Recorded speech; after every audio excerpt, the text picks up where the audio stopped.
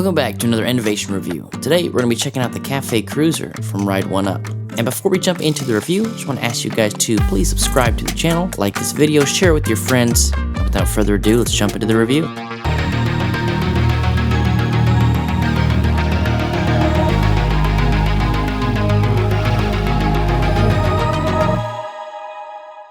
First, let's talk about the looks.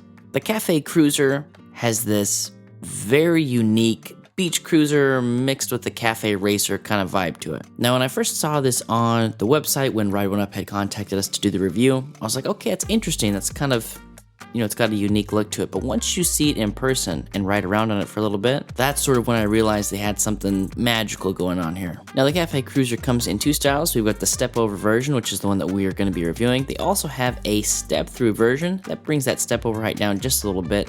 All in all, from first glance, this is a bike that has a lot of those little attention to details that make it seem like it's much more of a quality bike than some of the e-bikes we've tested. Next, let's talk about the motor. The motor we have here is a 750 watt rear hub motor. This is a Bafang motor. So if you've seen a Bafang motor, you've sort of seen them all. Now this one doesn't have as much torque as we're used to seeing on this particular motor. So Ride1Up claims they have 60 Newton meters of torque here, and we're kind of used to seeing that 85 to 90. Now, I didn't notice a huge difference myself, and me, I'm a little bit over 200 pounds, so if we really didn't have that much torque here, I feel like I would have noticed. But all in all, it came off as a fairly sporty bike. Now, it did seem, safe, like there was a nice ramp up, all of that jazz, but at the end of the day, it didn't seem like it was lacking any power, which I find interesting with the specs that they provided. Next, let's talk about the battery. The battery we have here is a 48 volt, 15 amp hour lockable and removable battery that is going to be here in the bottom of the down tube. The battery does utilize Samsung cells, so it is going to be better than a generic cell that we might see on some of the other e-bikes. So as far as the inner workings of the battery go, they are working with name brand cells, which is nice to see. Now, this battery takes about 4 to 6 hours to get a full charge. For me, it was closer to that 4.5, 5 hour mark, but I didn't have it fully drained or even down to like 20% when I went to go charge it. And once you do have this thing fully charged, you should be able to get anywhere between 30 to 50 miles, and that just kind of depends on how much throttling you want to do, how much pedaling you want to do, etc. Next, let's talk about the brakes. The brakes we have here are Zoom hydraulic disc brakes with 180mm rotors both on the front and the rear. Now these ones do come with the electric motor cutoff switch, which is nice to have. For those who don't know, basically what that means is if you are riding around and you pull the brake lever, not only is it going to physically brake the bike, but it's also going to send a signal to the motor to stop providing power to the bike. So that's nice to see here. As far as stopping power goes, they stop the bike well. I could lock out the tires if I wanted to. I could also bring myself to a nice controlled stop. So no complaints here about the brakes. Next, let's talk about the gears. Up here on the right hand side, we've got the Shimano Acera 8-speed trigger shifter. Now this is nice on this particular bike because the profile is so low and we get to keep that sort of sleek look that Ride1Up's going for up here in the cockpit. And that is connected back here to the Shimano Acera M360 8-speed derailleur. Now this is sitting on a 11x32 tooth Shimano cassette. Throughout the gearing we see a lot of Shimano, so it's excellent to see a bunch of name brands on this bike. Next, let's talk about the extras. There's quite a few extras here, so I'm going to run through those fairly quickly. If you guys have any questions, please let me know down in the comments, and I'll see if I can get that information for you guys. Starting in front of the bike, we have got a nice bright front light. We've got an integrated rear taillight. We've got this integrated rear rack system that you can attach pannier bags to, put a basket on, all that good stuff. We've also got a spot to attach foot pegs. Now with this rack system they have, there's a seat that you can put on there, so you could sort of turn this into a two-person bike, which could be pretty interesting. The bike also comes with fenders, both on the front and the rear, so that's nice to see. Next, let's talk about the suspension. Up in the front, we've got these Mozo adjustable hydraulic front forks. Now these things have lockout and about 80mm of travel. Now that's not anything crazy, but for what you're going to be taking this bike on, paired with the tires, which we'll talk about in a second, I think that's plenty of travel to get the job done, make this really feel like a very smooth ride. And I mentioned those tires, these are going to be the Sandstorm 26-inch by 3-inch Chaoyang tires. Now you heard me put a lot of emphasis on 3 inches because normally we see 26 by 4-inch tires, and the 3-inch tire, in my personal opinion, is probably one of my favorites. Now they're a little bit harder to get a hold of sometimes, so that's a consideration. but I feel like with some of the 4-inch tires, it's a little less nimble, and these 3 inches I feel like provide all of the stability and the comfort aspects of a tire, but still giving us a little bit more agility. So I like that.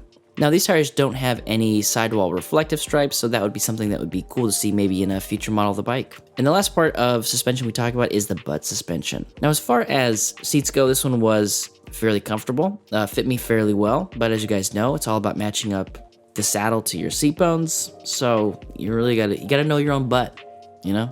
You gotta know your own butt. But for me, I think this is great. Fits right here on this bike. Will probably fit a wide variety of butts, you know, this seat. So excellent choice. I don't have anything to complain about it. Next, let's talk about who this bike might be for. So right out of the gate, we're starting with a good price point, meaning this is gonna be open to more people. We've also got 2 different frame styles with the step over and the step through. So if you have limited mobility, you know, the step through option might be what you want to go with. Now, once you kind of settled those 2 things, like the price is good, the frame is good, you've sort of figured out which frame you want. Now let's talk about kind of where you would ride this bike. The main spot that I rode this bike was on a bike trail.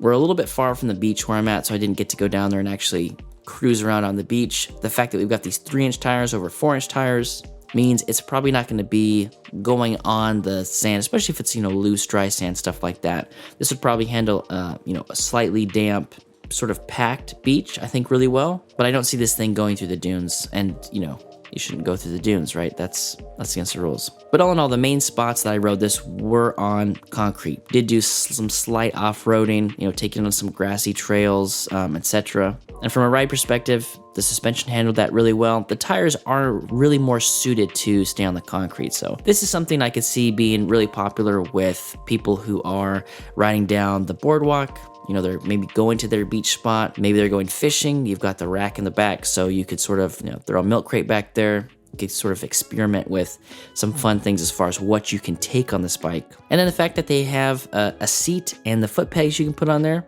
that means, you know, you could tote around somebody who's a little bit smaller, wearing a helmet, of course. And so all in all, I feel like there's quite a bit of functionality here to this bike. I really like what Ride1Up is doing here with this bike. Now, as you notice, I didn't have that many negative comments to make about it, and that's because there's just not too many negative comments to make. A couple of upgrades I could see on future versions of the bike is possibly some locking grips, although I didn't have any grip twisting with this particular setup, and then probably giving us some reflective stripes on the sidewall. But other than that, this really is a pretty solid bike, especially at this price point, and I had a lot of fun on it. And to prove to you that I had a lot of fun on it, let's go outside for the ride test.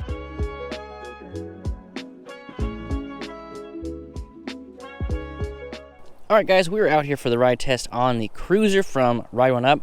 Let's go ahead and turn this bad boy on. One of the things I first noticed on this bike was the throttle's over here on the left-hand side. I'm pretty sure every bike I've ever ridden has been on the right-hand side, so that's interesting. I mean, it does allow us to keep this cabling a lot nicer, having this over here on the left-hand side. You'd have to go through there, and I don't know, that could get complicated. So aesthetically, I think that was the right move. It just takes a little bit getting used to, especially if you're used to having a throttle over here on the right-hand side. Let's go ahead and put it in pedal assist level 0. And the throttle still does work in pedal assist level 0, so there's no safety feature there as far as being able to disengage the throttle. Now, it's not a twist throttle, so if it was a twist throttle, I might harp on it a little bit more about not having that kind of like built-in safety feature there. But let's go ahead and put in pedal assist 1, and let's just do a little pedaling. So we get about a half a turn there, and we get some power. Pedal assist level 1 is going to take us to about that 8-9 mile an hour mark. We'll go ahead and put it in pedal assist level 2.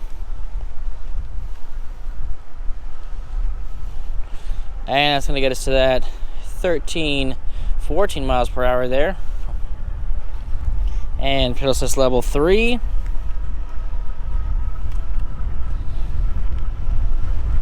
ahead and put it in pedal assist level 4 into the wind. Easily hitting that 21 mile per hour mark there. We're going to go ahead and slow down here. Now the brakes are a little squeaky right out of the box, but that is something that, you know, with enough time, that should go away. is kind of annoying. But the rotors, they just need to be worked in a little bit. The next little bit seems to be good to go.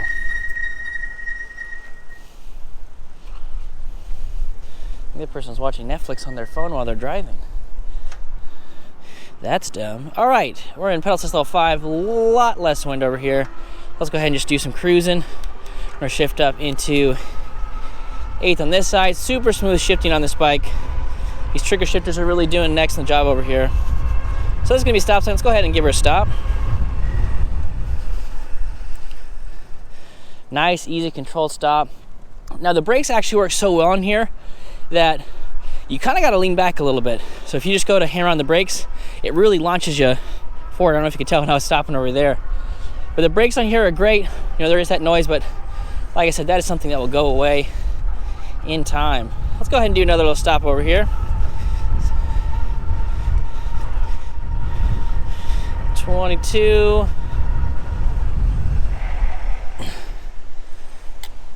Nice, easy control. That was probably about 10, 12 feet or so. That was nice. So they get a stop sign. Let's cruise.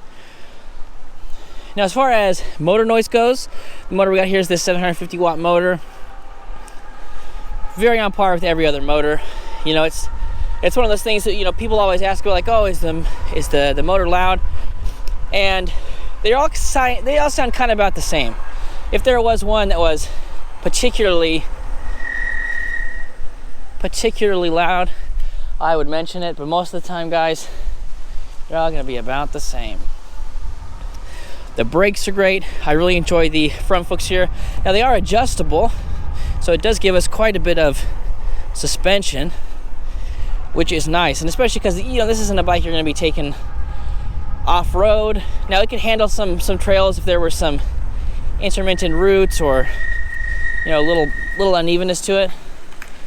But yeah, it's definitely not something you're going to be taking off jumps or anything, guys. It's a cruiser. All right, it's a cruiser. Now, as far as the balance goes, it is fairly balanced.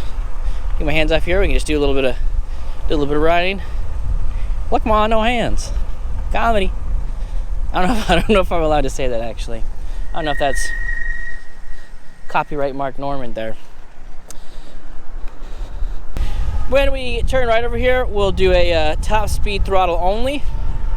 Let's see if we get that 20 mile an hour cutoff, or we can get all the way up to 28 there. Go ahead and hammer on the brakes again. Beautiful, beautiful. All right, let's do throttle only. Test out that top speed. Now, most bikes that I've tested will go top speed of 20 miles per hour throttle or pedal assist.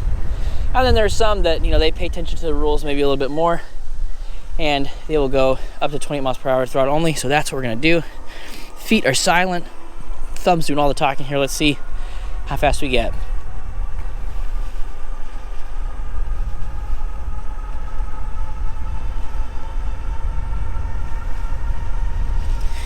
Well, it looks like it's taking us 22.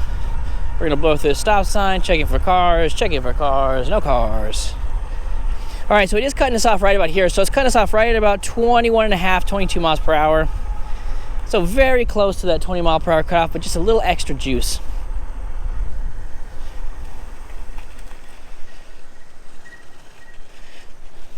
Now, for being like a bigger kind of like cruiser bike, it does have a bit of nimbleness to it.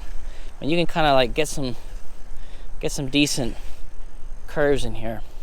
So if that was a concern, like, oh, it's just big and bulky, I mean, you really can, you know, look at that. I'm just like, wah, wah, wah. It's like slalom or something. But yeah, guys, like I said, the cruiser from Ride1Up here is pretty fun. I'm not gonna lie, it was one of the nicer, more aesthetic looking cruisers we ever tested. All the components were really well. A couple of things I probably mentioned already in the video was, like, you know, having some locking grips would be nice. But really, other than that, there's not much to complain about, especially with the price that this thing is. And I believe right now it's on sale as well. So if you guys are fascinated by this, make sure to check them out, see what sort of deals they've got going on. And if you've got any questions for me about this bike or e-bikes in general, please let me know down in the comments. I love talking to you guys, and we'll catch you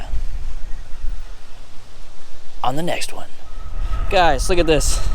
I'm cruising. Look at this. We're getting 30 miles per hour, still getting some juice here.